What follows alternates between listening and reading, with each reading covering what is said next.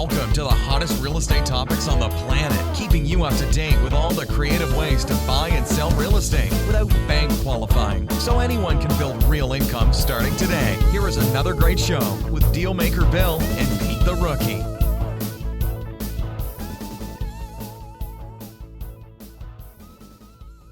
All right, here we are at another episode of Flipping Houses for Rookies. A little bit weak this morning. Episode number 211. You ready, Pete? I got a pretty interesting topic this morning. Yeah? Mm-hmm. That's good. So I want to preface this podcast with, Peter, that if you think I'm talking to you, it might be true. Me? Yeah. Oh, crap. It might be true. Oh, crap. Here we go. How to set up your schedule to do real estate deals consistently. Okay. If your real estate career is like watching a car accident in slow motion, this podcast is for you. Okay, it's not that bad. Or it seems like each week passes and you never seem to find the time or get your real estate investing chores done. You know you have a mad desire to do real estate and get the paydays you have heard so much about, but you just can't manipulate time the way you wish. It seems like something more important comes up, or worse, you are too busy working your 9-to-5 job to get this real estate thing off the ground. Then there's family, spouses, kids, parents, and all the other distractions along the way. Isn't that right, Peter? Hey, don't forget weed whacking. Weed whacking. Your shot. And you are forced to think the only way to pull this real estate plan off is to work on your optimum efficiency in your workaday world. And you promise yourself on Sunday night you are going to change this week until Saturday, the following Saturday, when you come up for air and wonder where the week went. What happened? In this life-saving podcast, I'm going to go over about 20 ways you can manipulate your time and have extra each week after doing everything you want to do without trouble or missing out on anything. So grab a paper and pencil and let's get started. Okie doke. Am I okay? Sure. We could talk about this? Yeah. Touching subject? Well, it's only really, really touchy when you really, really suck at it. I've been doing better. Okay. I've been doing better. So you've just covertly let us know that you don't suck at it. No, I wasn't covert. I said no. I actually have a step-by-step thing. The two of us in the household are doing, and we're making progress, setting up a whole marketing thing, and just inch by inch. And it's by foot now. I did some good stuff the last couple of days, so we'll be all right. And I decided I had more fun last week working. I worked my weekend instead of taking it off. I took Monday off because I figured it'd be less people and go someplace. It wasn't as much fun. Okay. It was really hard having fun. I was actually having more fun working, so it's too hard having fun. I'm just going to... Well, you have short-term memory on how much time you take off and how much fun you have. What did you say? You have short-term memory. All right, before I get started, I want to do something unusual here, Peter. I normally tell people that I want to, at this point I tell people make sure you subscribe to the podcast and make sure you can give us reviews.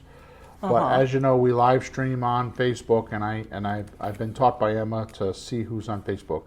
I want to take a moment and do something very special. Okay. So Desiree is on Facebook with us right now, and I wanted to publicly, as loud as I can, thank her. I was, as you know, I do interviews with people. If you come to my monthly meetup, which is a virtual thing now, if you come to that meetup, you can sign up for a private consultation with me for about 45 minutes so I can help you with your real estate career, right? And I got to tell you, I've changed a lot of people's lives because they do things and we end up building relationships later on. That's why I know it. So yesterday I was on this conversation with a gentleman, I think in North Carolina. And he was telling me about this girl that was in some chat group or some other group and raving about me and you and our podcast. Really? And telling everybody they should go listen to our podcast. Really? I mean, And this is completely unsolicited, huh? I didn't know that she even did it until this coaching interview kind of stumbled on it, because I asked him, how did you hear about me? How many podcasts you listen to? He says, oh man, I just found out about you a couple weeks ago. I'm like, how'd that happen? Oh man, this girl was like raving about you in this group, and it's like a whole bunch of people are asking a whole bunch of questions. I don't know what group it was. I don't know. It was obviously other investors. So I finally couldn't take it no more. I'm like, who's this person? And it was Desiree. So I want to publicly thank her very much, and she's here listening. So I wanted to make sure that she got full credit, and you and I, really appreciate the fact that you are such a supporter and that you are out there spreading the word about us. So I wanted to say thank you. So say thank you, Peter. Well, thank you, Peter. You brat. So, Desiree, actually, thank you. If you're anywhere near Connecticut, we love to do lunch. Yes, or dinner. We eat almost every day. You know, it's funny though, Bill. I talk to people. I get emails because we're active enough that people see us, we see them, and I have people contacting me sometimes to find out who I am. I go, oh, I do the podcast. Which one? Flipping House for Rookies. You know, Bill? Oh, I know Bill. Oh, yeah, you're the rookie. Oh, yeah, I've heard your podcast. It's weird. It's like, oh, I'm almost somebody, you know? Yeah. I'm almost like a 3/4 of a person here. So it's cool. Yeah. You keep at it long enough and you cross paths with a lot of people. All right, so let's dig in. Get your paper and pencil. We've given you plenty of time to do that. And these podcasts, if you haven't realized the last... since episode 200, I promised that we were going to change our podcast, correct? Yeah. And we've done that. We're on 211, and the last 11 podcasts have been absolutely educational and very informative, and I know that because I get a lot of feedback. If you have any questions about anything we're going to cover on this podcast, just go to flippinghousesforrookies.com, the top right-hand side of the page, you'll see a contact us page. That's a direct support ticket right to me. I answer a lot of real estate questions there, or any other questions for that fact. So you can go there. So here we go. The name of today's podcast is How to Set Up Your Schedule to Do Real Estate Deals Consistently. So we're going to start off with, we all have 24 hours a day, but it doesn't seem that way for some people. Mm-hmm. Why is that? I mean, my worst problem that I've had in my life, I kid you not, for probably 15 years, is I have a little voice in the back of my head that says, Donald Trump, the investor, has the same 24 hours a day that you do. How come he has billions and I don't? Mm. He's got the same amount of time as I have. What's he do with his time that I don't do with mine? Okay. Yeah. So with that said, I definitely have made decisions and choices about my time, but it was after I kind of had to come to some terms with myself, right? So the first thing is there's 168 hours in a week. That's not hard to figure out. It's 24 times 7 is 168, right? Yeah. Now, here's the interesting part. Without getting into a whole thing about how you spend your time and all that, because that's not what this podcast is going to be about. If you want to get a little bit more specific about some of the things we're going to talk about today, you go to flippinghousesforrookies.com. If you scan down the page, on the bottom there's 2 podcasts. One podcast is what we call the Startup Bootcamp, and that's a series of activities that you do to get your real estate investing career started. It's like a checklist. And the first couple of they're not videos, the first couple of audios, or maybe they are videos, I don't remember. There's a first couple of lessons. We made videos. Okay. Yeah. So it's done in series, so there's 6 series. But the first couple of audios or videos in series 1 is about time blocking and all that stuff. So I go into great specifics there. Although today I'm going to talk about that stuff.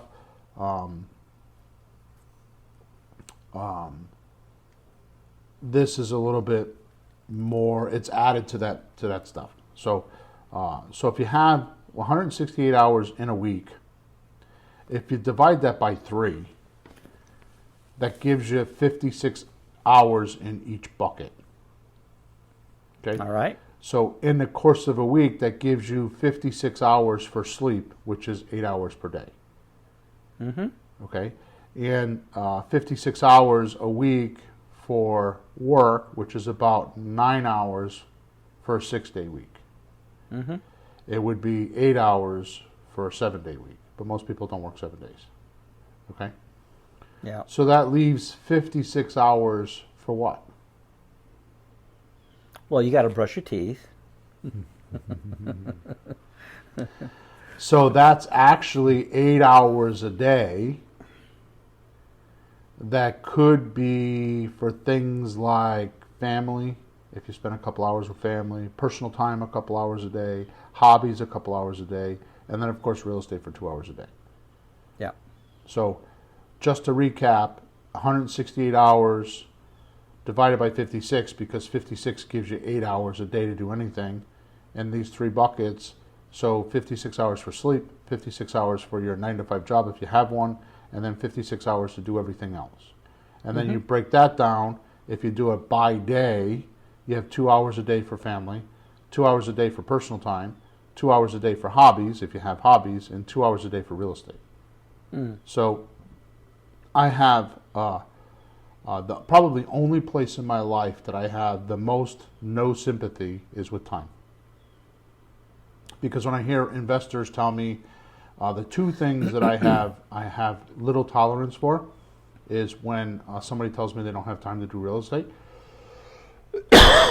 That just tells me their time management is off, excuse me. And their lack of responsibility to try to do something about it. Yeah.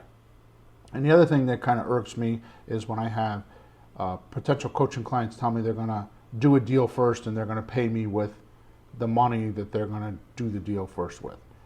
When they don't realize how many deals they're tripping over or stumbling that they don't recognize as a deal. We had talked about that a couple podcasts ago. It's kind of like coin collecting, right?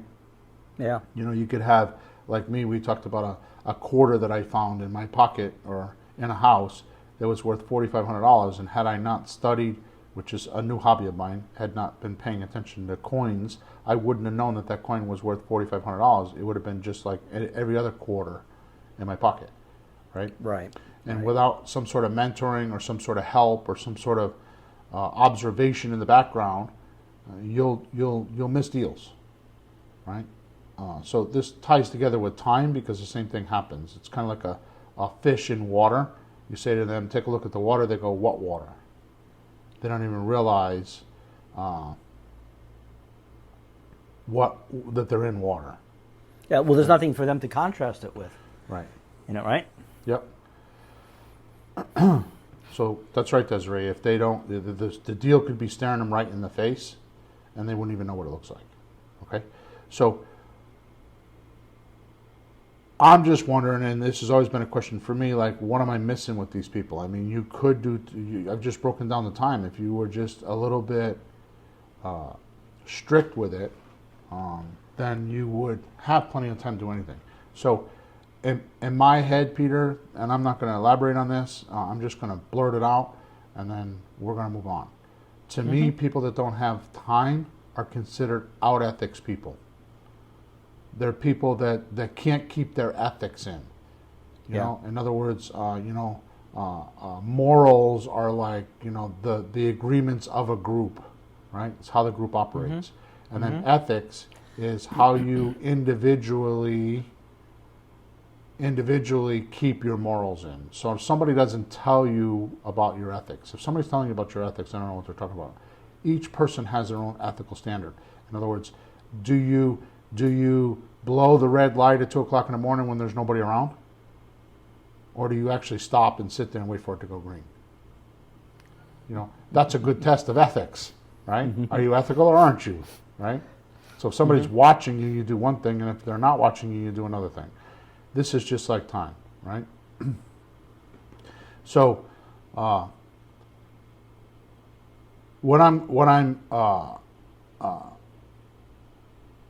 tired of hearing from my coaching clients is that they don't have time. So that's why I'm doing this podcast.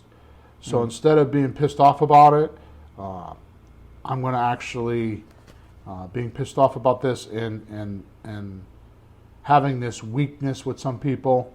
I'm going to do something about it. We're going to do this podcast and we're going to do something about it. So the entire podcast is antidote for time rookies. Time rookies. Okay? Yeah. So let's start off with talking about so number 1 out of the 20. All right? So let's start off with talking about doing a time audit. Would only make sense, right? Right. Done. What I'm about to show you is always very, very enlightening to most people because they have habits, good and bad, they're not even aware of, or they're being lazy and don't realize they're being lazy. They think they're working, but they're not. You know, I have a friend that will remain nameless right now that worked in a factory for 40 years.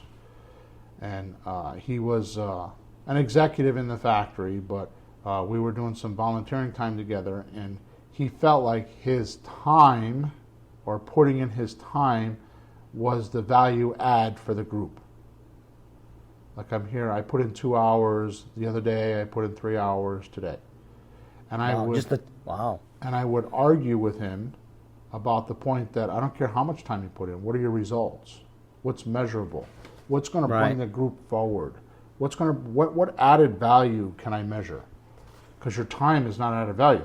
I mean, if I need to have my grass cut, right, and you come to my house and you walk around and look at the grass and talk about it for 2 hours, what value is that? Well, you might come up with a nice plan, huh? Yeah. And You know what I always think of is like life before we had all this interaction with people and jobs and banks and credit cards and TVs and all this stuff. The old days when you had you, place you live, and the environment around you. You went hunting for 2 hours, right? Mm-hmm. Did you come home with anything? Yeah. Hey, honey, how'd you do? I was hunting for 2 hours. Did you get anything? No. What good is that? Right. You're hungry. Right. So that's just real life, you know? So I have found that necessity level, the need to have something, changes everything. Like, for example, when I talk to coaching clients that tell me they're going to go look for a deal, or potential coaching clients, and they say they're going to look for a deal and then come to me when they have a deal, right? So that's okay, but I've noticed that probably 30% of the people that I talk to that want to sign up for coaching have a deal and don't know how to handle it and want to get into coaching. Right. Which is the wrong way to do it, but I understand it. It's necessity level. So now they make the time to talk to me, they'll make the time to get into coaching calls, and they'll make the time because they feel like they get some value out of it, right? So Sure. Your goals and your outlook of life is reflected by your time. It's kind of like, I tease my wife all the time because in my experience, I'm going to say something that's going to piss a lot of people off, but in my experience, most women are slobs. At least the ones I've ever lived with, okay? Or they're more of a slob than I am, and I'm not a slob. You know that, right? Yeah. So, I mean, my ex-wife, my new wife, my kids, anyways, so that's an unfair statement, but that's totally a Billism, right? So my point is that I tell my wife is, you don't understand. To me, your environment that you're sitting in or you live in is a reflection of your thoughts. So if you have a messy space, that means that you have messy thinking. You're dispersed and you're not thinking clearly. Your thinking is off, right? To me, that's what that means.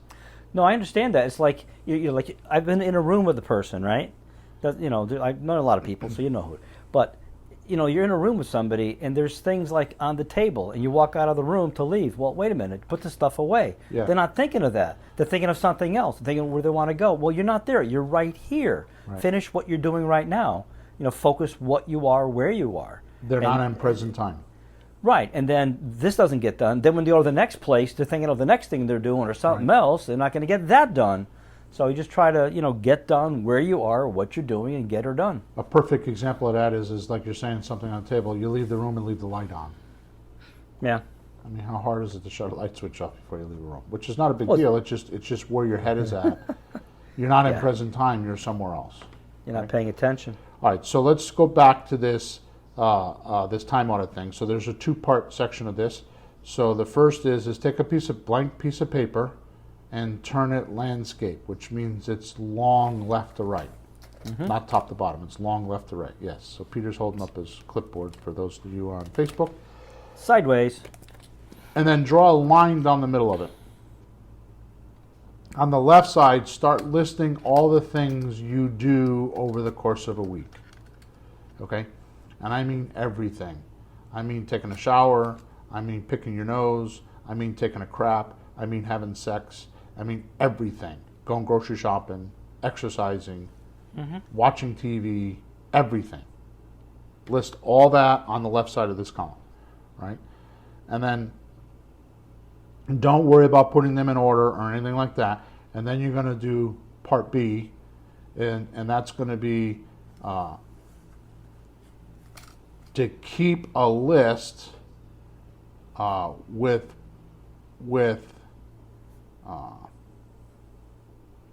let me read my notes here because I'm confused about what I wrote. So you're, in this list, what you're going to do is you're going to now keep track of what you actually do and add and subtract to that list. Okay, so you're going to write the list out and go by memory, and then you're going to actually go through a week, a 7-day week, and keep track of what you do. Now you can use certain tools to do this, like Rescue Time is a good tool. That's an app? Yeah. Rescue Time. Yeah. And Toggle, Toggl, Toggl. And I was on a blog. It's a Forbes blog that was written by John Rampton. So some of this information came from him. Okay, he has an app that is called Calendar. Is a good app. So use any one of those, and you can keep track of your weeks. Keep track of your days and your time.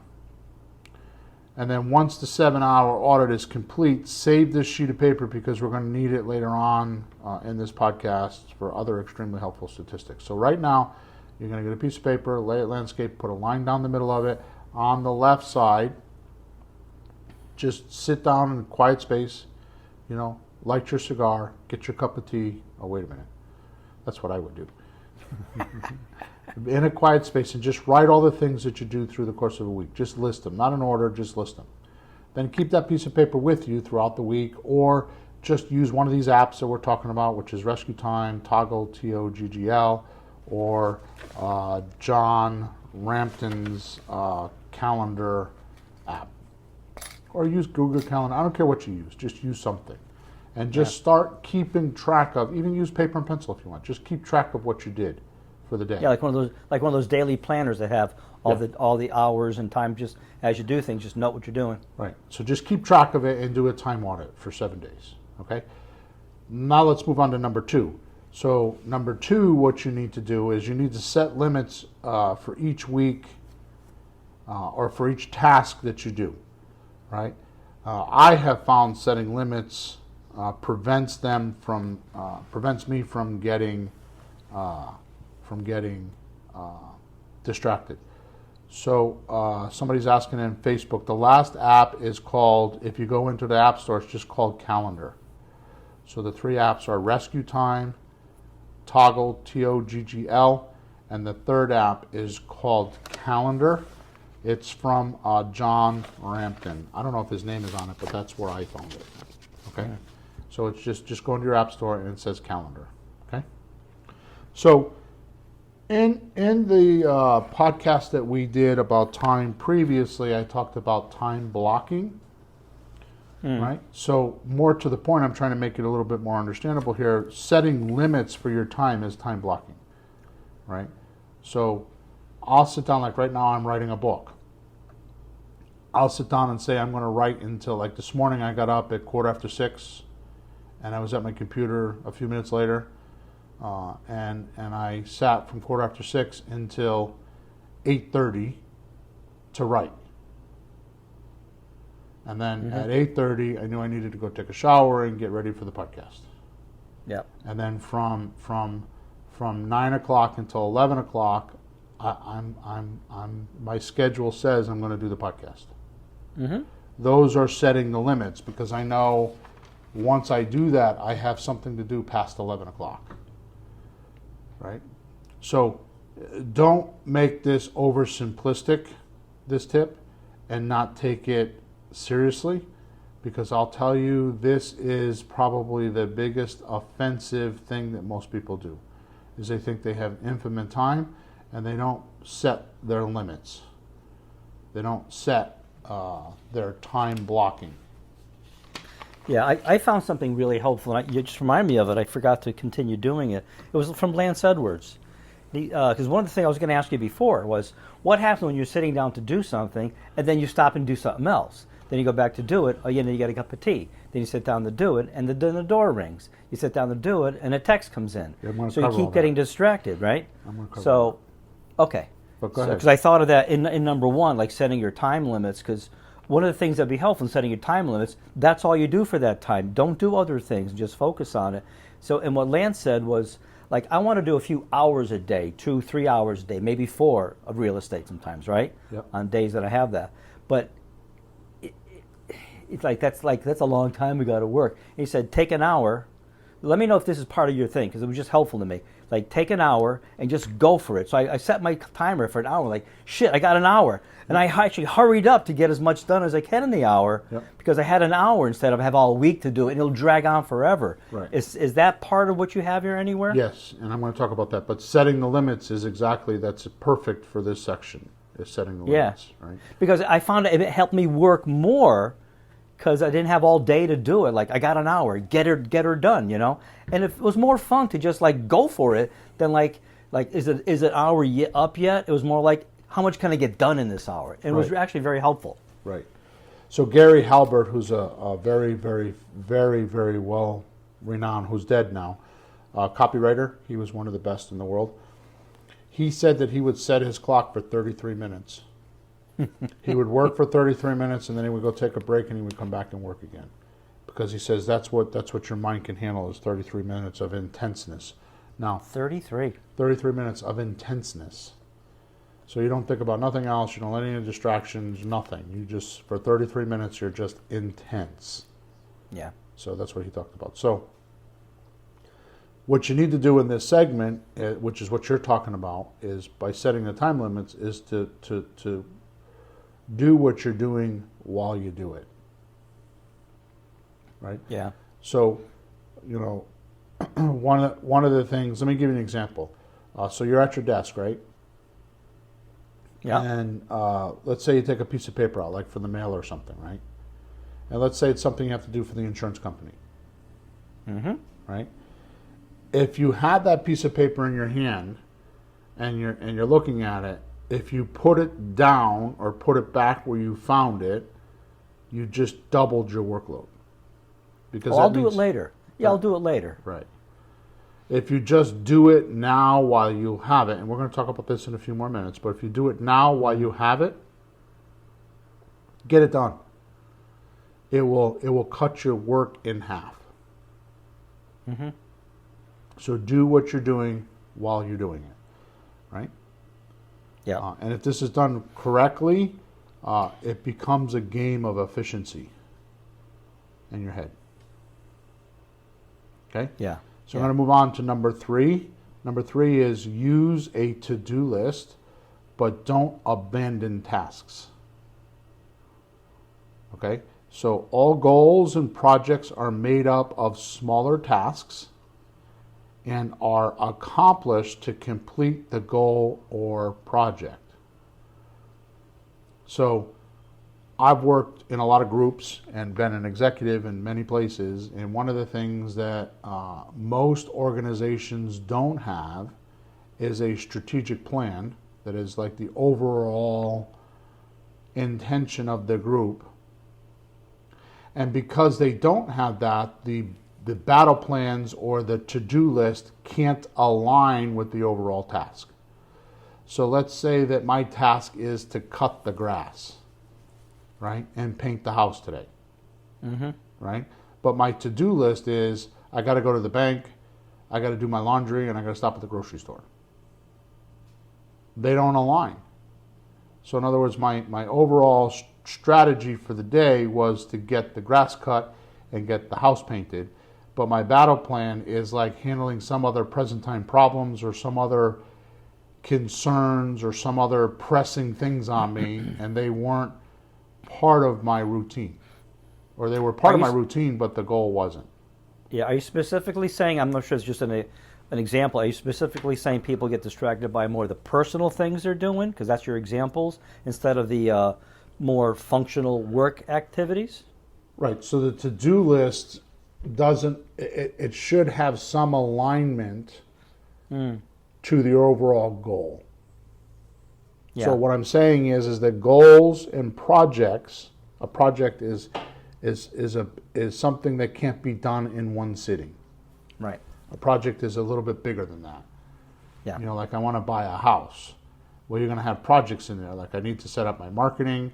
I need to get my calculator set up. You know, I need to go see buyers. You know, I need to get my paperwork organized. Each one is a project. Right. You can't do it in one sitting, right? So a goal or projects are made up of smaller tasks. So the to-do list is the tasks, the smaller tasks. Right. Right? So they have to align is all I'm saying, right? Okay. So it keeps you focused and your attention on the goal and the projects when you put them on your to-do list. Like when I write my to-do list, even though I know that it's not going to happen today, I'll write on the to-do list so I don't forget to do something. Like, for example, I need to make a video for my VA today. And I didn't do a to-do list today. I need to do one because if I don't, I'll forget to make that video. Oh, yeah. You know, I'll get distracted. You know, how will I get distracted? Well, I'm going to tell you right now, I need to leave you today. I have 64 leads in my system of people that want to sell houses, and I need to either send them a text or communicate with them. So how long will that take me? Well, that could take me 5 hours. And then I'll be exhausted and I'll be like, I'm going to go have a cigar, and the next thing you know, I'm having dinner and I completely forgot to make the video for the VA. Right? So it's easy to have that happen. So here's what to do, and we will cover this in a little bit, but I put slots in my schedule. Or as I called them before, time blocks in my schedule to do my to-do list. So I don't have to break down every detail on my time blocking. I could do something like on Wednesday from 10 until 2, I just put to-do list. So when I get to Wednesday at 10 o'clock, I just take out my to-do list and I use it. Also, I can't believe I don't have it. I carry a notebook in my pocket. So like suppose I'm driving down the highway and I see some billboard and it triggers some idea that I might have. I'll write it in my notebook like almost immediately. And then when it's time for me to handle my marketing, I'll go to my notebook and say, oh, here was that idea about marketing, and I work on it then. When I do that, I don't have to remember anything then. Everything's written down, and I know where to get it, and I don't clog up my mind with things, you know, with attention on things I don't need to have attention on. And when you start doing that, what will happen is when you're doing your work, like before I said, do what you're doing while you're doing it, you'll have free attention units focusing on that one thing, and you'll be much more productive. Because you're not trying to remember something else. Your mind is not wandering and trying to retain all this information. No, that's, you know, think about a computer. You have taskbars going on in the background. Right. You have windows open. You have pages open in the background. Whether you focus on them or thinking about them, you have to hold on them subconsciously. I had a friend who did some lecture thing with people, and he had them do an IQ test. This is true.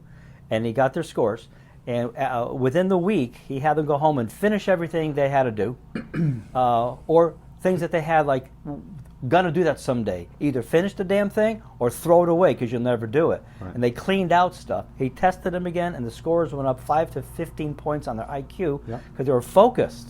Yep. That's huge. That's huge. What you're saying is important.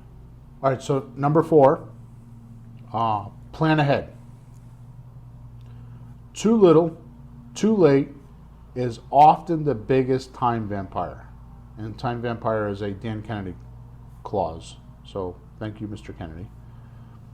So plan ahead. Too little, too late is often the biggest time vampire. Waking up and planning your day that morning of is almost foolish.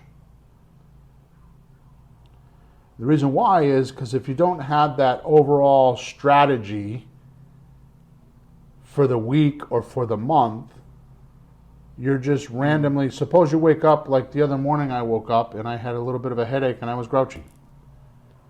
Right? Am I going to be as productive as the morning where I wake up and feel good? Probably not. You might try to. So planning your day the morning of is almost foolish without some sort of a strategy. Like, for example, Sunday night, you might say, I'm going to call 4 sellers this week. Mm-hmm. Right?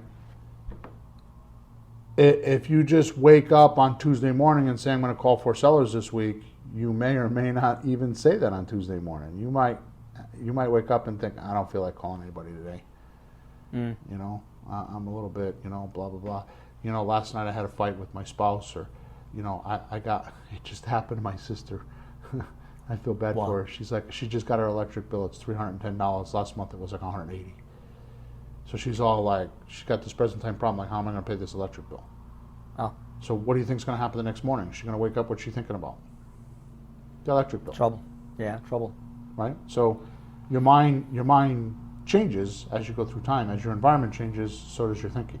Right? So you want to plan ahead to some degree. You want to have that strategic plan or that main goal, and your to-do list and your planning should align with that. You want to break it down in small bite-sized pieces. The saying is, you eat, how to eat an elephant one bite at a time.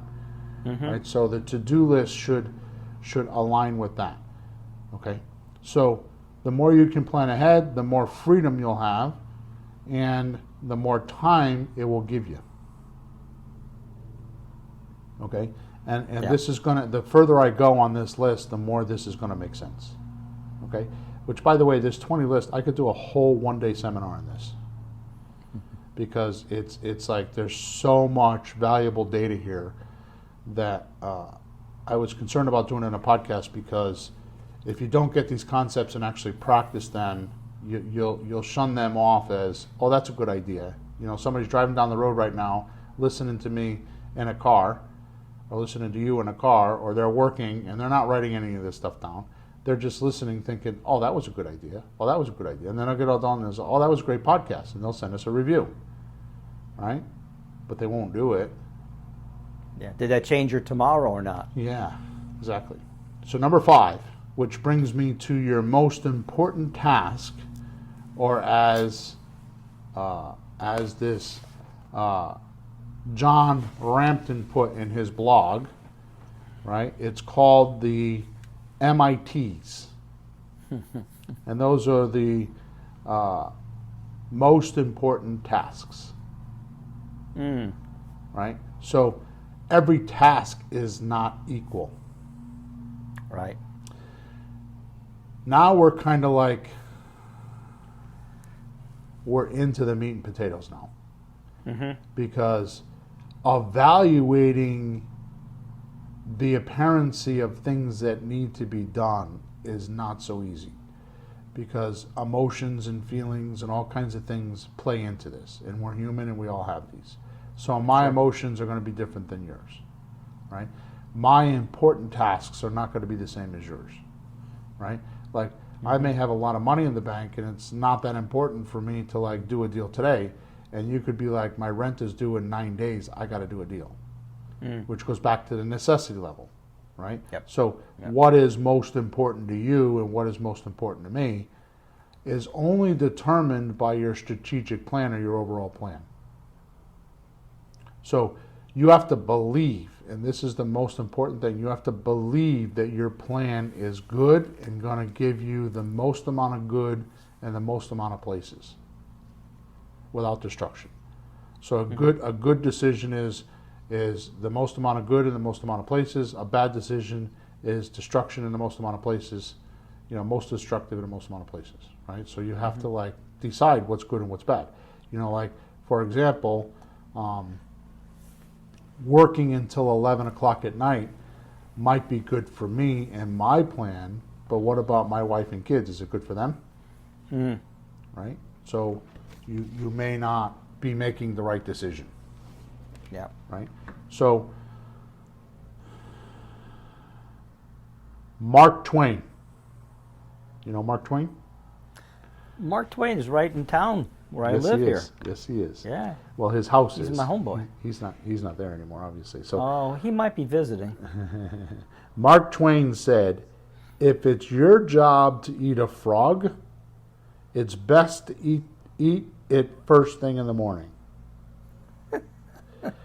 And if your job is to eat 2 frogs, it's best to eat the biggest one first."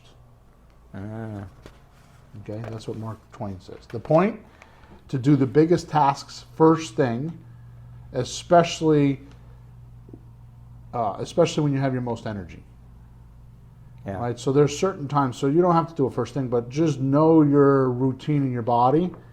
Like I write in the morning because that's when my mind is clear. So I get up, and I do a couple hours of writing before I even get started, because otherwise I get distracted in my day and my writing's not as clear.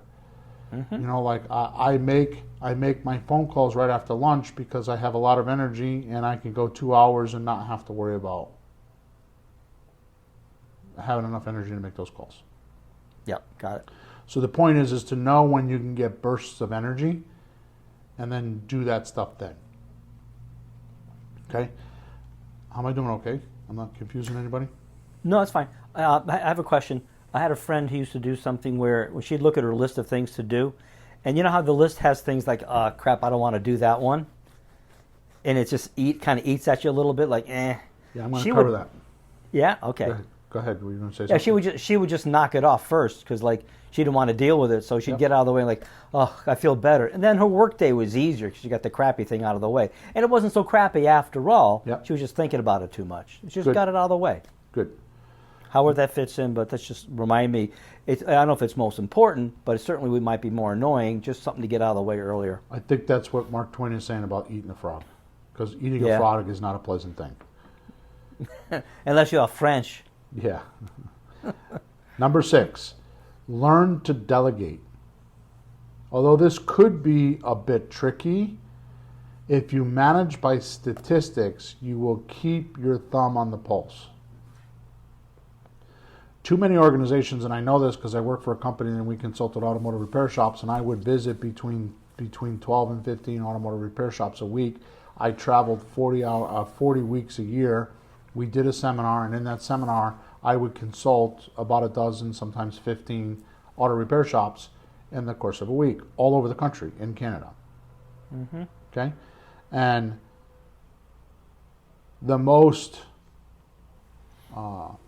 raving mistake that I noticed, because I would get their profit and loss statements, and I would get their situation. Just by their profit and loss statements, I could diagnose any auto repair shop. Okay? Really? And the biggest raving outpoint was that the shops that did well managed with statistics. The shops that didn't managed with rumor and biased opinion. What you put your attention on is where, what's my saying? Let me think for a second. Where your attention goes, energy flows, results show. Yeah. Right? So what would happen would be is if you're not managing by statistics, you don't really know what's going on. Oh, then you're listening to what people say or opinions, and somebody complains about something, and it's his fault, that kind of thing. And you get misguided. Yeah. Well, So- that's wrong solution, wrong problem, wrong solution. The other thing is that you don't manage what you don't measure. Yeah. Right? So if you don't know that you got a case of bottled water, and if you don't know that there's only 4 bottles left, you'll run out of water. But if you know there's 4 bottles left, you got to go to the grocery store, right? You're like managing what you measure. You're measuring the water because 4 bottles will only last till lunchtime, so I better go get 4 bottles of water or more bottles of water. Right. Right. So if you don't measure it, you won't manage it. So when you're delegating, you have to make sure that whoever you're delegating to has a very clear idea.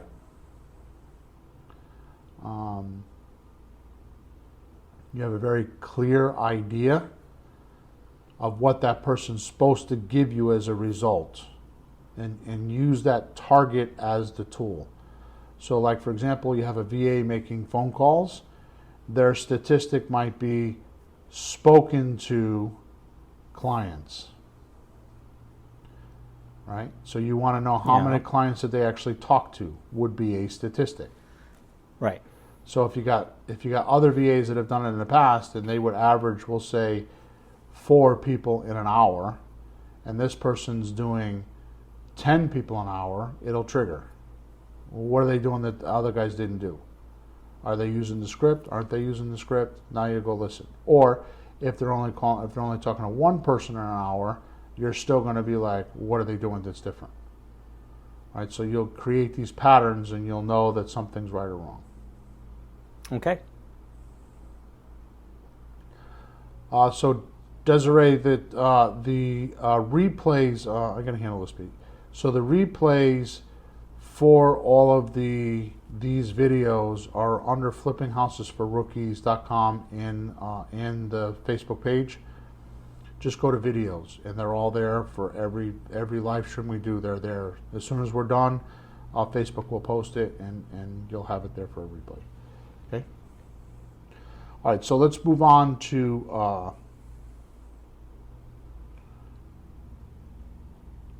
the other thing about learning to delegate. I'm going to cover that in a couple minutes. So.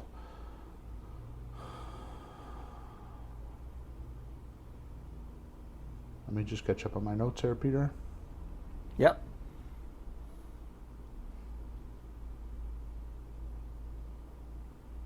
Oh, I thought it was here. So, what you were talking about before with your friend, so if you have a to-do list and you notice that there's something on that to-do list that just keeps going on to the next day and the next day and the next day, you never seem to get to it. Mm-hmm. What I do is I make a list of those things that I never seem to get to, or that move from Monday to Friday, and it's like, oh my God, it's Friday at 5 o'clock, and before I go home, I got to get this done. So in 10 minutes, you get it done, right? Right. Or you have an appointment with somebody, and you're like, I better put this together because I have an appointment, and I look like crap if I don't do it. Nothing like deadlines, huh? Yeah, exactly. So what I do is I make a list of all those things that happen in the course of my week, plus the things that I don't like to do. And to be rude, that's what we call my shit list. Okay? That becomes my assistant's job description.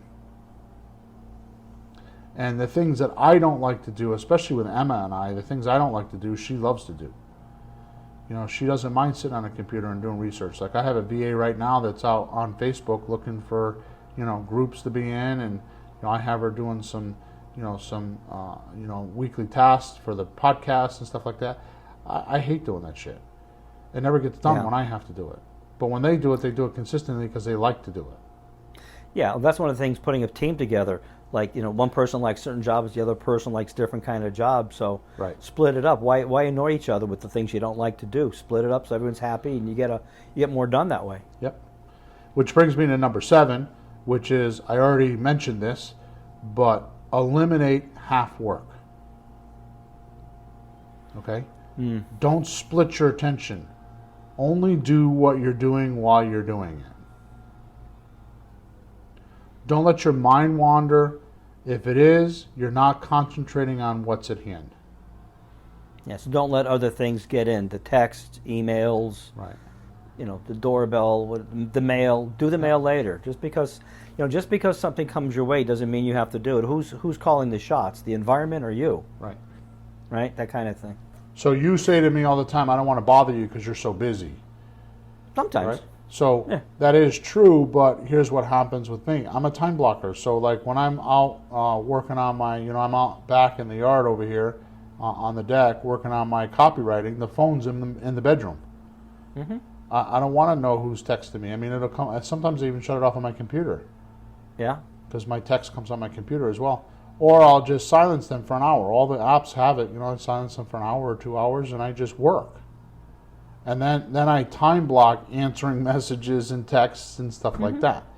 Right? Yeah, I'll do more like send you a message or an email, blah, blah, blah's going on.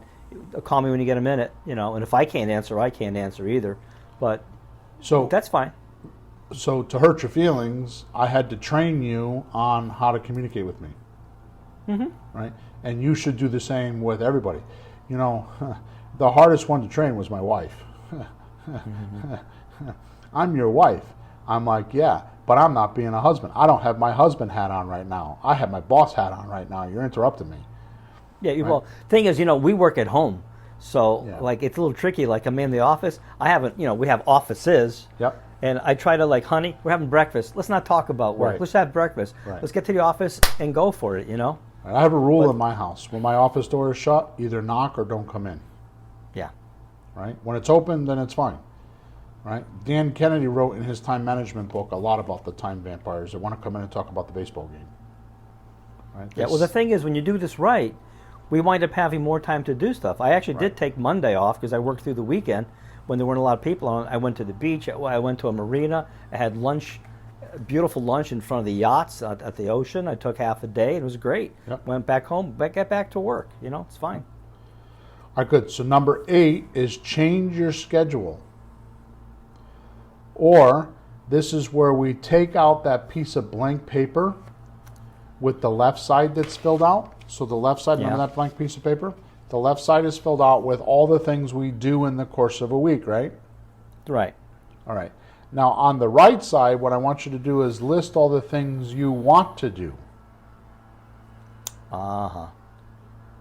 And when you're done, everything you want to do and everything that you need to do is on that piece of paper. And I'm talking about like showering, I'm talking about like taking a crap or having sex or boozing it up or doing your laundry or shopping, or everything is on this piece of paper. Getting your hair cut, everything. So the right side that was blank before, are we just adding to that the other things we want to do? Is that what So you're the saying? left side is the things that you're doing already. Yes. The right side are the things you want to do. Okay. Like, for example, the left side is, your job and all that kind of stuff, but I want to do real estate. So you'll put on the right side, I want to buy a house. I want to be a real estate investor. I want to learn how to be a softball player. I want to be on the bowling team. Whatever. You put those things there. Okay? Yeah. Now, what you're going to do is, I prefer to do it this way at first. We'll change it later. But what I want to do is I want you to get a calendar or a date book. Not the one with the month and the squares on it, but an actual like daily planner, where you with have the days. With hour by hour. Yep. Monday, Tuesday, Wednesday, 9 o'clock, 10 o'clock. What I want you to do is I want you to take all the things that are on that piece of paper that we have written down and start plugging them into the schedule. Like if you want to go bowl, if you want to learn how to bowl, right? Go bowling. Then Friday afternoons from 3 until 5, it'll be like bowling. Just put bowling there, and then you'll have a to-do list like I want to read a book on bowling, or I want to go visit some bowling alleys, or I want to go on Facebook and look for some forums, or you do that stuff in that time period. Right. Because that's when you want to go bowling. right? Mm-hmm. Now, Okay. one of the magics that I have used quite a bit in my coaching is that I get my coaching clients to commit to 2 hours a day because of what I already read to you about the time, 168 hours a week. And what I prefer they do is they spend 1 hour a day looking for clients or doing marketing, and 1 hour a day talking to those people that respond to the marketing. Mm-hmm. And at first, if you don't have people to talk to, then you do all marketing, Right. or as we call it, outflow. Right? Because there is no success, Peter. You and I both know that the only way that you're going to get successful in this business is to talk to new, prospective real estate sellers as often as possible. Yep. The more you could talk to these people, new sellers that come onto the market or get introduced to you, the more deals you'll do. Right? Now, you know me. I talk to between the podcast and my emails and support tickets, I talk to between 7,000 and 8,000 people a week. I've just increased that with this new software, which I shared with you on how I'm talking to sellers, and now I can automate some of that and kind of sift them through my marketing system to find out who I should talk to and who I shouldn't. Right? Does that make sense? Yeah. Oh yeah. Yeah. So what I'm saying right now is that you need to plug in, I kind of went on a tangent there, you need to plug into your calendar, your daily calendar, that you should do it with paper and pencil. And the reason why I want you to do it with paper and pencil is paper and pencil is considered a two-dimensional demonstration of how you are going to do things. Right? So when you do it with a calendar or an electronic calendar, it doesn't work as well. Well, you shut the screen off and it disappears. Something that's a piece of paper, it'll actually sit on the table on the desk, and you'll walk past it and it'll stare back at you. Good point. It's really there. I have people like, oh, I pay my bills online. How's it going? I forget to pay my bills. Yeah. We have bills. My wife's an old bookkeeper. Yep. Bills come in. There's a check. There's an invoice. Yep. She sees it. We pay it. Yep. And it's just kind of real life a bit. So when you do it this way, it's actually like a puzzle. So you take the pieces of the puzzle out and you're going to start putting them together. So this is the magic of time blocking. Just having that piece of paper with the things on the left that you already do and the things on the right that you want to do. And I promise you, in the beginning, it's going to be a lot of chaos and confusion. It's going to seem like it's not working. Just push through that and keep organizing the calendar and keep putting the pieces of the puzzle together. And when you get through a couple weeks of actually doing this, it will free up your time and you'll have more time and you'll be way more productive and you'll feel a lot better. Mm-hmm. You'll feel in control. You will be taking responsibility for your time and keeping your ethics on your time. Right. Mm-hmm. Right? All right, we're going to move on to number 9. Leave a buffer. So time between tasks and time slots or meetings. This will give you some recovery time. See, when you're doing what I'm talking about and you're doing what you're doing while you're doing it and having all your attention on one thing, you're focused. You need to let your mind recover because you can't be intense all the time. You have to relax. Yeah. I could tell you that there's been times in my life, I can't give an exact example. I can see one, but I don't remember what the situation was. Working for weeks trying to solve a problem. Weeks, with my team and just I dream about it at night, and it's like intense for weeks. And then I throw my hands up and I'm like, screw it. I'm done. And I'll say to my wife, let's go away for the weekend. And I'll be at some craft fair or like some magazine stand, and all of a sudden, boop, it pops in my head out of nowhere. And I'm like, oh my God. That's funny, but it's true though, huh? Right? So, or I'll see I'll be struggling with some copy I'm writing, and I'll see something, I'll be watching TV and some commercial will come on and there will be a word. And I'm like, oh my God. and it'll give me an idea for the copy, and then break the copy block to shatters. Right?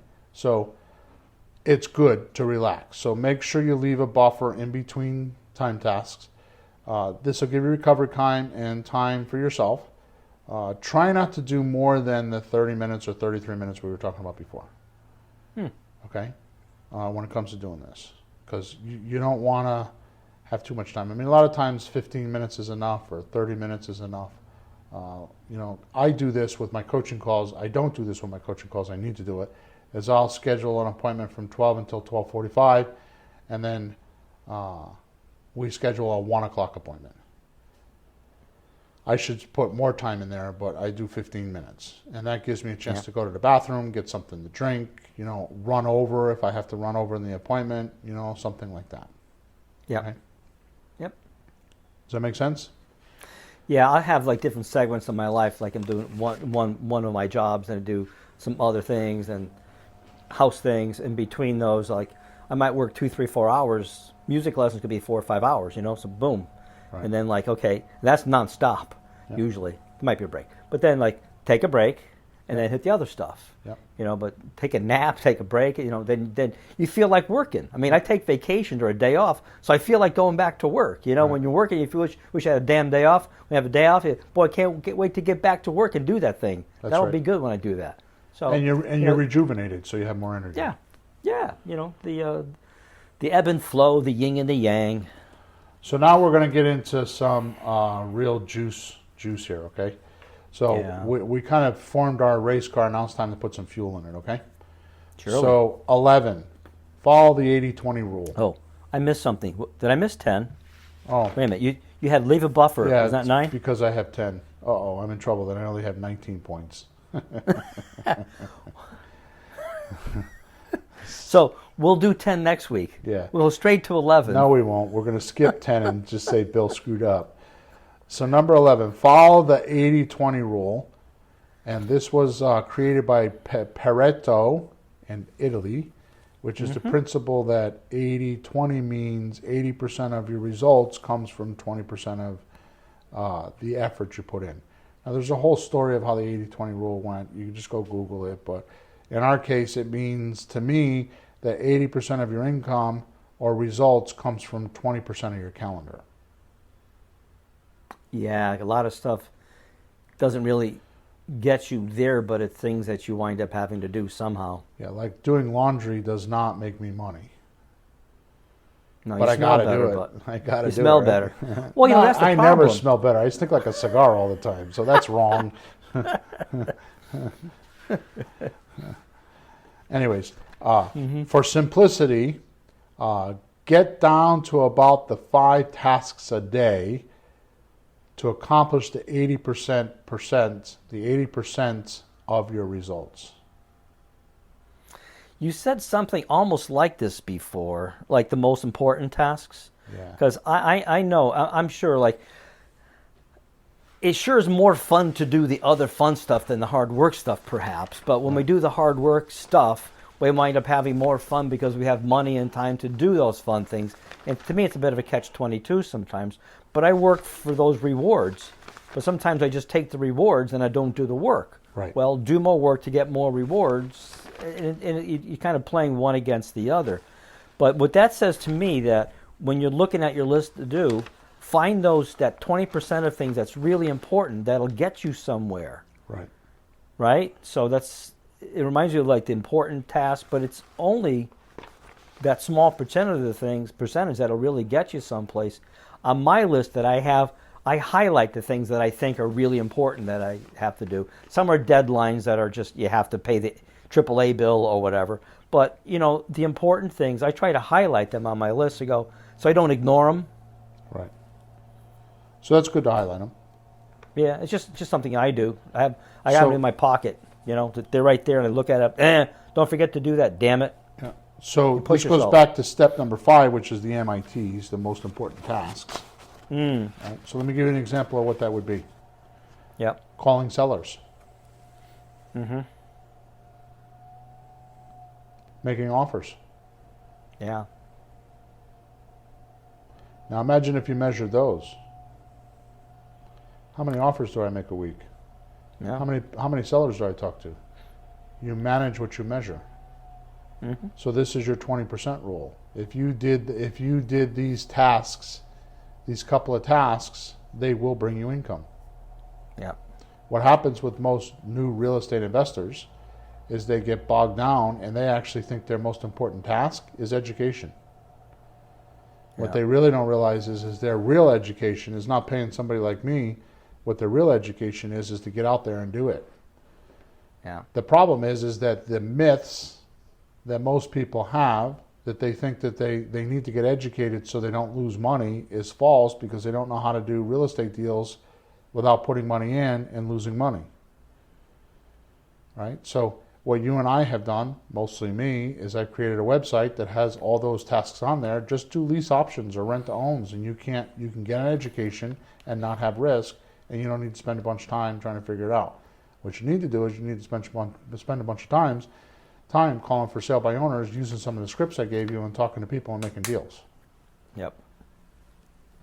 And going back to one of my pet peeves is people tell me that they want to get a deal before they hire me as a coaching client. Well, you know what that means is that person has a cluttered up mind and doesn't do what they're supposed to be doing. They're not doing their 80-20 rule. They're not calling for sale by owners, because if they call for sale by owners and in a week's time and talk to a handful of for sale by owners, they would have a deal and they would hire me as a coach. So when they tell me they can't do my coaching until they find a deal, that means that they are sloppy and unethical with their time and not taking responsibility for their goals and not doing what they're supposed to be doing, which are the 5 tasks, or the more important tasks, the 20% of where their 80% of their income is going to come from. So it's like I said, it's an out ethic situation, because they're lying to themselves. They're telling themselves that they want to do this, but yet they're not listening, or they have their own ideas, or they have false ideas, or mixed ideas, or ideas that they think are important that aren't. Mm. And they're doing those other things, thinking that they're making progress because they worked 10 hours this week doing real estate but got no results. I got news for you. Synonymous with real estate investing is results. You know, when I think about it, I have a lot of friends, and some of us are self-employed, some have just jobs, and it's quite a different mind shift that you have a job that you would go from 9 to 5, and as long as you're there from 9 to 5, you get that paycheck. They don't, you know, and somebody's watching that, you might get something done, but you could be there 9 to 5 not getting much done. When you're self-employed, you just can't sit in the office for 6 hours. You got to get something done, and it's a completely different mindset. You want to hear something really stupid? Yeah. It's like really, really dumb to me. Yeah. Pete, I want you to come work for me. Okay, Bill. I'll pay you $20 an hour. Okay, I'll make as many hours as I can. My point is I set me up for loss. Yeah. You're going to come in and put your hours in. I didn't ask for a productive hour. I didn't ask for an hour with results. I just told you to come here for an hour, and I will pay you $20. Yeah. So like you said, if you're really good at hiding or looking busy when you're really not busy, how long is it going to take me? How much money is it going to cost me? And how aggravated am I going to get before I actually fire you? That's right. It's going to be weeks, sometimes months. Unless you work for the government, then you don't get fired. Right. You get another guy added to your department for help. Right. But you see what I'm saying? Done. That Sure. one sentence, I'll give you $20 an hour. Well, the employee is doing what you asked them to do. Come for an hour. Yeah. Right? There is no, and that's why people don't like sales jobs, because sales jobs are usually commission based. Yeah, you have to get something done. I just got done telling you that I travel 40 weeks a year for a consulting company to sell automotive consulting for automotive repair shops. Mm-hmm. 100% commission. Yeah, huh? That's gutsy. There was some weeks I went on, it cost me $300-400 to go out and work. Some weekends, and I would leave on a Friday, come back on a Monday. Some weekends I'd come home with $10,000 or $15,000. Yeah. What was the difference?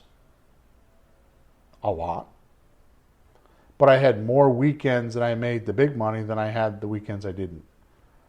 Yeah. You know, it's like, what's the definition of success? Doing more of the right things and less of the wrong things. That's a great one. You know what I mean? Hey, my dad was a barber.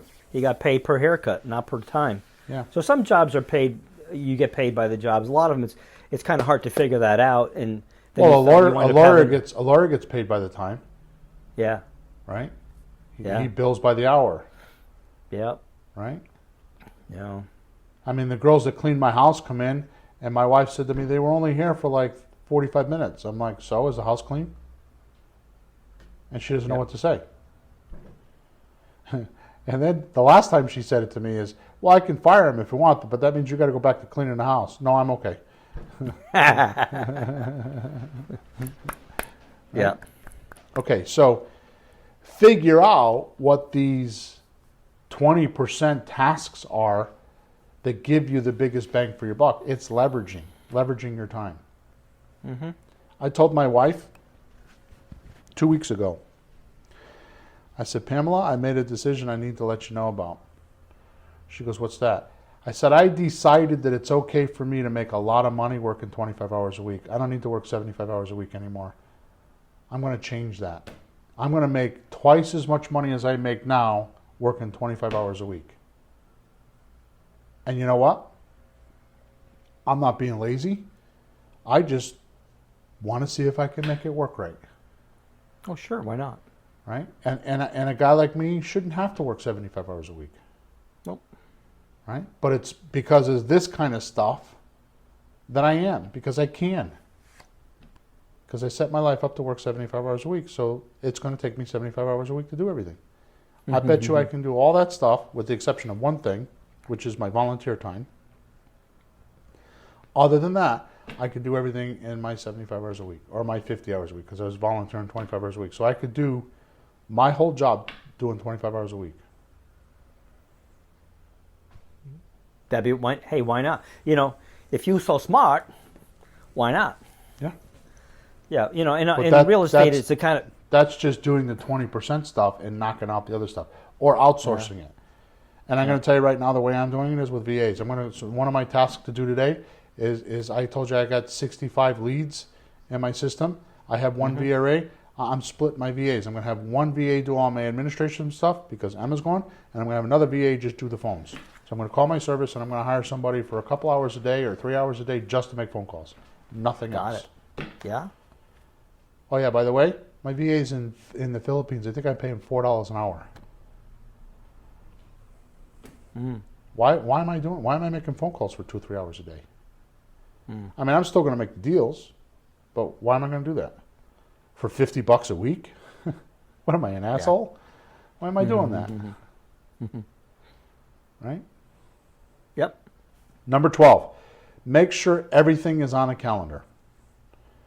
Once you do the earlier drill of putting all the dates in a date book, you know, all your tasks in a date book, and tested it. In other words, you ran it for a few weeks, because I promise you what's going to happen is once you start, all the confusion is going to show up. And the only way to get rid of the confusion is to keep putting order in and keep making it so it goes right. Right? So put everything in a book, and you can move the calendar onto your phone at this point, because I'm telling you that you had a calendar on paper and pencil. Once you figure out, because what will happen is you'll get a routine. Like I know every Thursday morning, same with you, every Thursday morning from 9 until 11, I'm going to be with you. You know, every Wednesday morning I do a networking meeting, every Monday night I do this, every Tuesday morning I do that, and I set up my calendar so it kind of doesn't change a lot. Yeah. And then I know.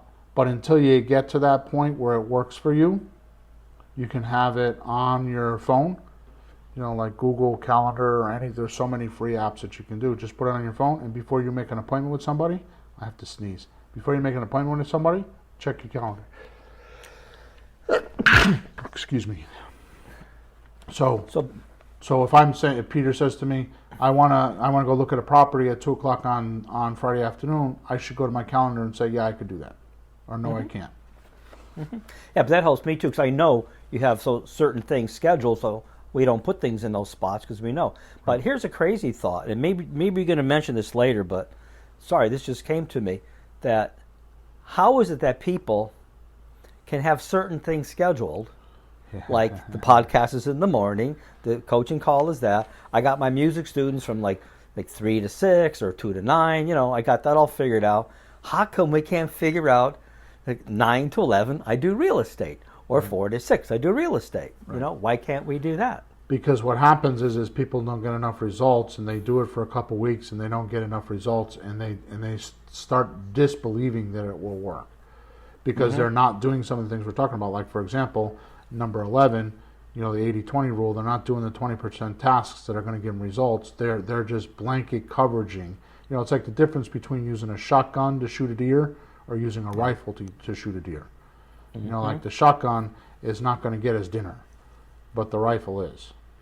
Yeah. You know what I mean? So it's just one of those things. So they'll try it for a while, and that's where I've spoken in the past. If they misunderstand something, or they don't understand something, or they have a misunderstood word or term, or they go blank and don't even realize they go blank after one of those concepts, they automatically blame me that my system doesn't work and never evaluated their ability to absorb the information 100% correctly to be able to apply it.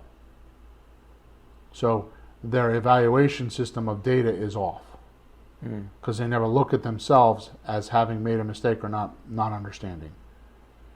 And that's all it is, right?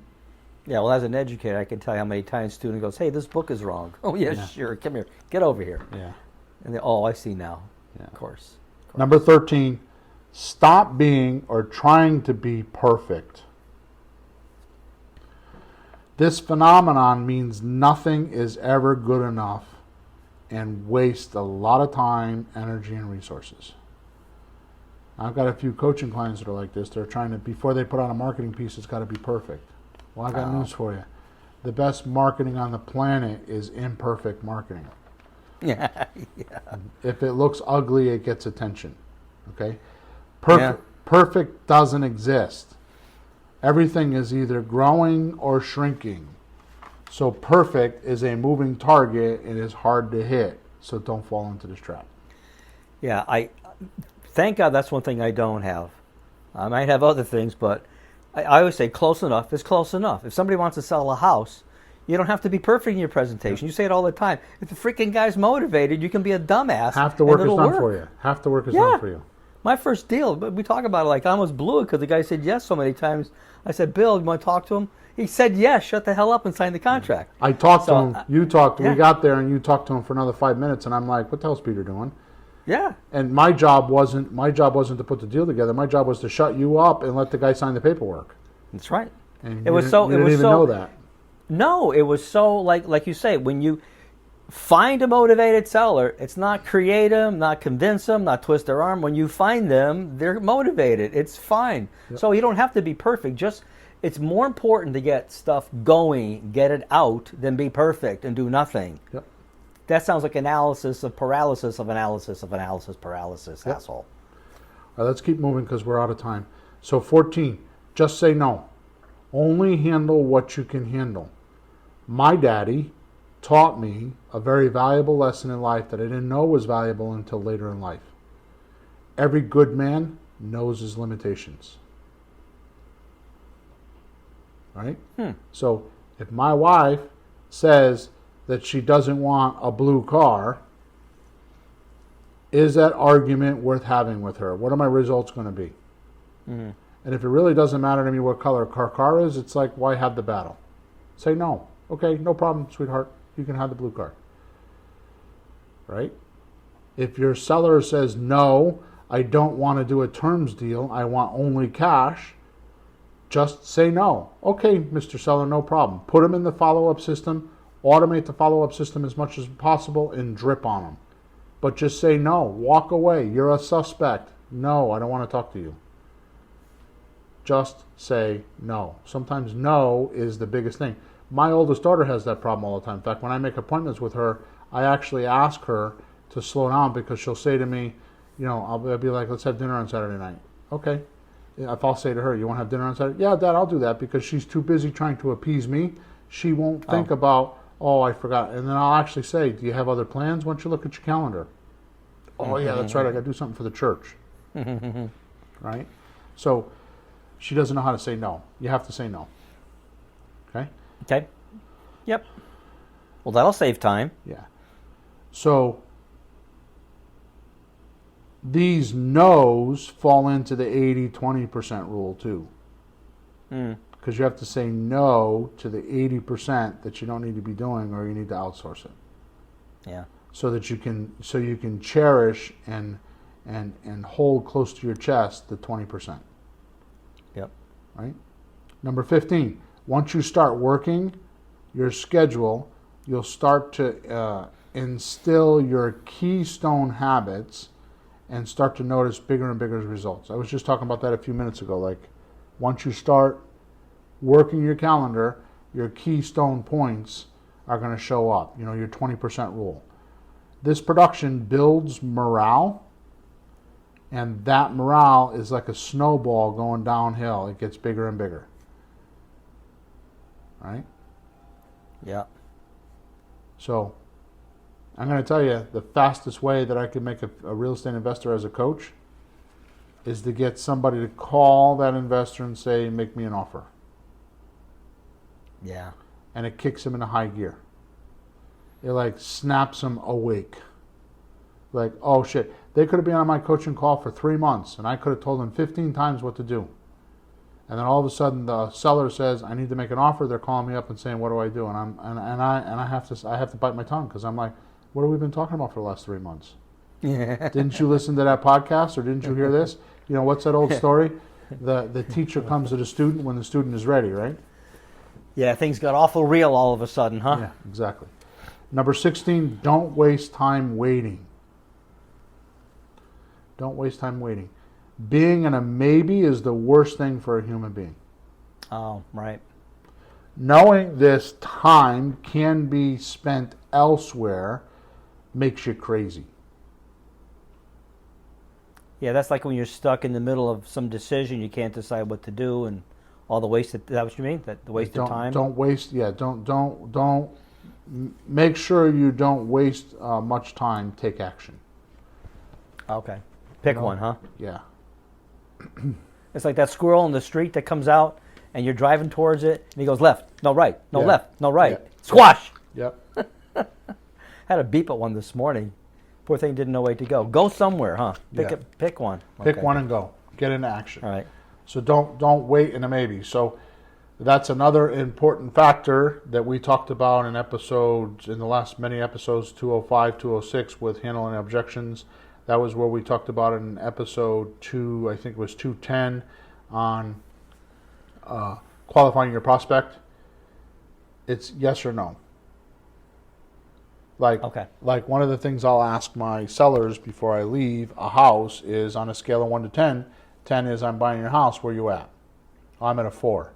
Guess what I'm not going to do with that guy? You're not going to spend effort following up much. He just limited his amount of time he's going to get with me. If he's a 9, guess what I'm going to do? You're all over that one. I'm going to do my due diligence, and I'm going to rock. Okay? So don't waste time waiting. Okay? I have a very impolite way of explaining this.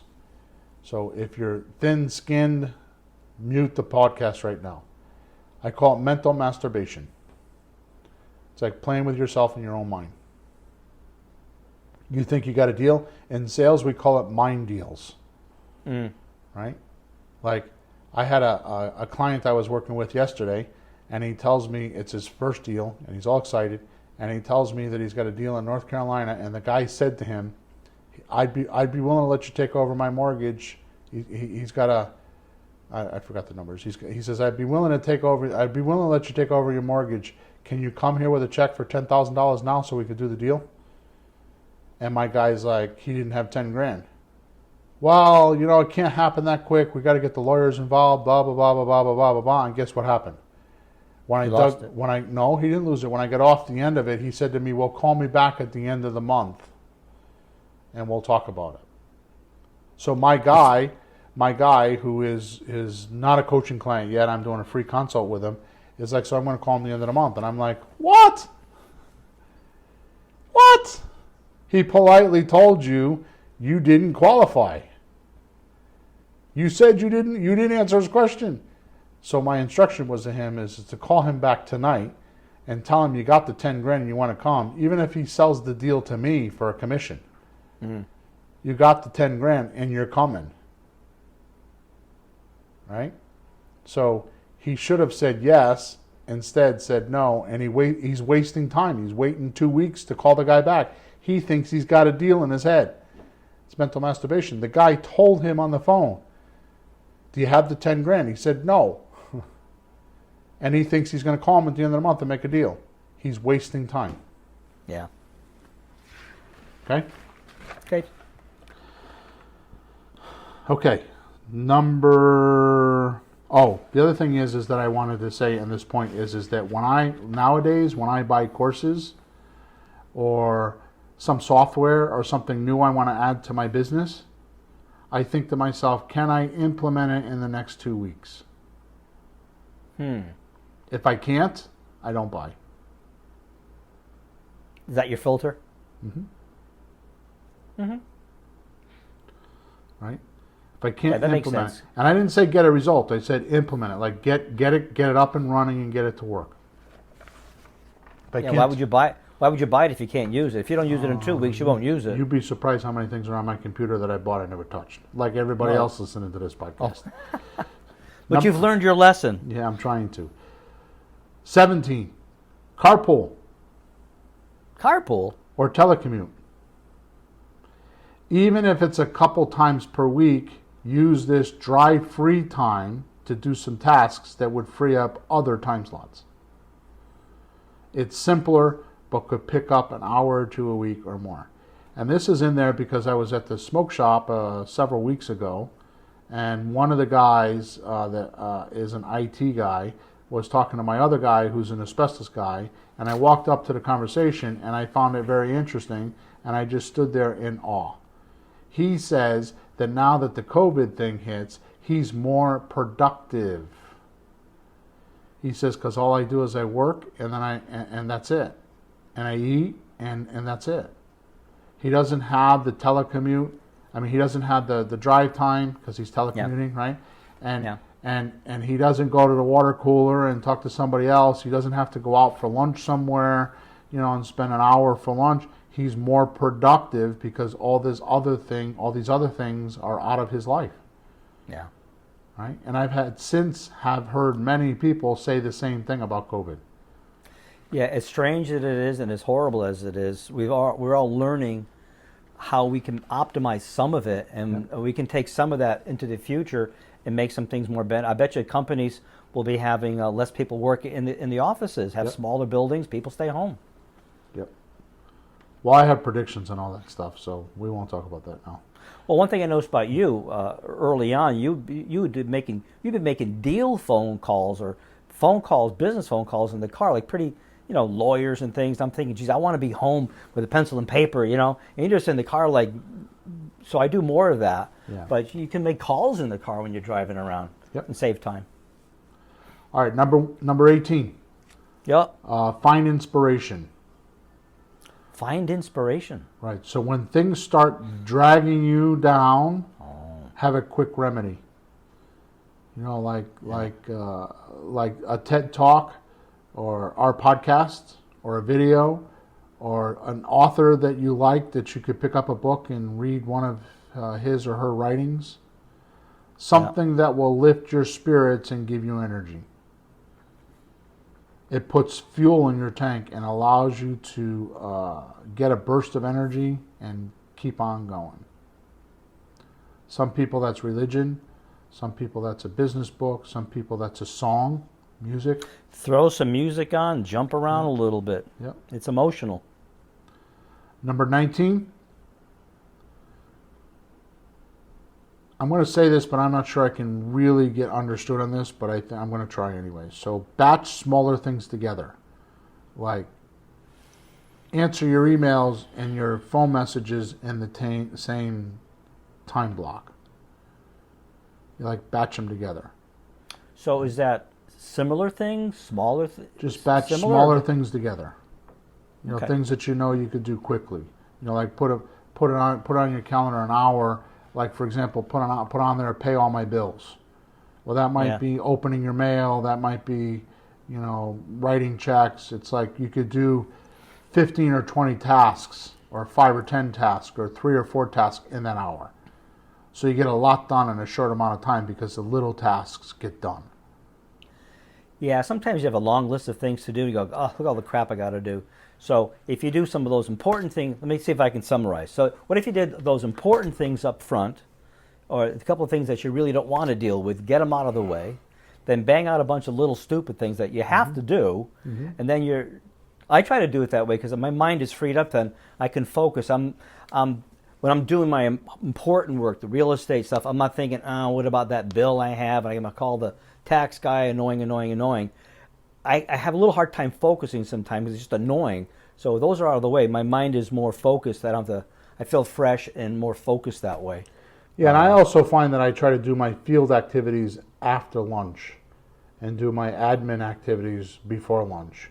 Because once I leave the house and I leave my desk, then it kind of gets, God knows where I wander. You know what I mean? Yeah, I'm having lunch with you, or we go look at another property, and it kind of blows my time schedule. Yeah, I actually do when I write things down, I have them segments, like in the house, out of the house, personal things. I have them sectioned, business things. I have little sections, different parts of my life. So you do something that's very interesting, Pete, is you use index cards. You have those in your pocket? So when Pete is talking about this stuff, he has separate index cards that he uses. Yeah, I used to have one, but I'm up to two. So the front, home stuff on this side, out stuff on this side. Just real estate is that one, and personal stuff is over here. Yeah, so you I just look at the different. Could actually color code them too. Yeah, I just use the different parts of my life. Like my family. I want to make sure I take care of this stuff for my family, and it's not every day, but during this week I want to get that done. So I hopefully don't lose things that way. And the real estate card is like, that's the real estate card. Get that one done. Yeah. So the last shuffle. Good. So the last one, number 20, which is my favorite, and then we're going to get out of here because we're over time. We're out of time. Do less. Do less. Don't. Ron LeGrand says the less I do, the more I make. So don't let this mean you get less results. It means you're honed in on your 20%. You're focused on and smart about what gives you the biggest bang for your time and effort. It forces you to keep through unproductive crap. To get through unproductive crap in your life, or better, with assistants that like to do this type of work. Now here's the bombshell. You ready? Go for it. You know me, I like to drop bombshells, right? If you want to make $200,000 a year, that means that you have to do $100 an hour work, because average person works 40 hours a week, which is 2,000 hours a year. Yeah. Okay, so that means you have to do $100 an hour work. Anything less than $100 an hour work means you're off your program. Yeah. Now, if you want to do that instead of doing it in 40 hours, you want to do that in 20 hours. That means you got to do $200 an hour work. Now, watch this, because I have so many coaching people that want to be coaching clients fill out my questionnaire on my application and say they have 10 hours a week. Yeah. So if you have 10 hours a week, like most of these people tell me they have, that's $385 an hour you have to work for to make $200,000 a year. Even if it's $100,000 a year, it's still what's half of that? 385. 190. 195. Yeah. An hour. Yeah. Right. So test yourself today when you leave this podcast. When you're doing something, do you say to yourself, is that worth $180 an hour or $385 an hour? Mm-hmm. Or should somebody else be doing this? Yeah. Right? I have a weird realization that I shouldn't share, but I will, that I realized at 56 years old that often when I come into a group or when I come into a meeting, what I bring to the meeting is good ideas. It's like I have this ability to absorb things and see what they are and then just say to somebody, why don't we do this? Mm-hmm. Oh, I never thought of that. Yep. And I discredited myself for many years thinking that people didn't want that. No, what people don't want is for me to be rude and then shove it down their throat and be obnoxious about it. But if I just suggest it and I kind of like culture, what is the word I want? Cultivate them Cultivate along. it? Yeah, cultivate them along. Well, Thank you. you want to have them feel they're part of it somehow. Maybe they're even thinking of like, well, how could we do that? Oh, we could do this. Have them involved in it so they're not feeling that they're being told what to do. More importantly, I pre-screen them. So if I say, hey Pete, do you think that you might want to, I don't know, buy this XYZ. house? Yeah, buy this house on Main Street. Yeah. I don't like Main Street. I don't want to go there. Okay, I'm done with you. Yeah. Right? It's like either I go find somebody else.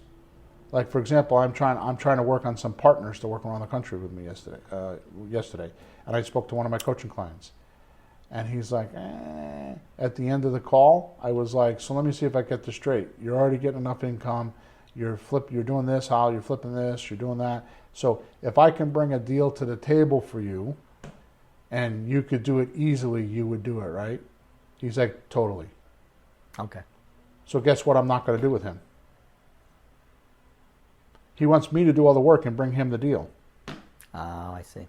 He thinks my value is talking to the customer on the phone, which is true. Mm. So what he wants to do is he wants to split deals with me as long as I find the deals, talk to the person on the phone, and do the paperwork, and then he'll take over from there. Well, that doesn't make sense. So I asked him, how much is that worth? And we got to a two-thirds, 1/3, 75, 25% split. So I'm thinking I could probably hire somebody for $15 an hour to do what I'm asking him to do. Yeah. And no disrespect to him, God bless, he's doing exactly what I'm teaching on this podcast. He knows what he wants. He knows where he's making his money. There you go. Good for him. Mm-hmm. Okay? Yep. So then to end off, thanks again to John Rampart from his Forbes article that kind of enticed me to do this podcast. And I would like to say that if you haven't given me a review yet, please do that. If you just go to your podcast page, we're going to start putting links in the descriptions so you know how to do that. So starting hopefully next week, we're going to have all the links in your description. So thank you for joining us. Thanks for spending time with us. Make sure you subscribe to us so you know that we're on and we're going. Make sure you subscribe to us on Facebook and your podcast platform. And please go give us reviews because we look at those reviews and really appreciate them. Okay? So yes, we do. Until next week, we're over and out. Thanks for being with us. Hope you got a lot out of the podcast.